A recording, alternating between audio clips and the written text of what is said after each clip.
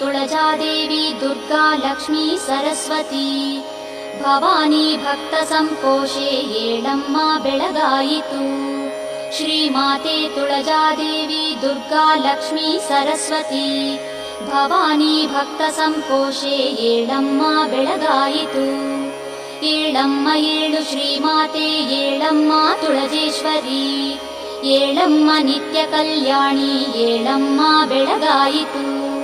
ಏಳಮ್ಮ ಏಳು ಶ್ರೀಮಾತೆ ಏಳಮ್ಮ ತುಳಜೇಶ್ವರಿ ಏಳಮ್ಮ ನಿತ್ಯ ಕಲ್ಯಾಣಿ ಏಳಮ್ಮ ಬೆಳಗಾಯಿತು.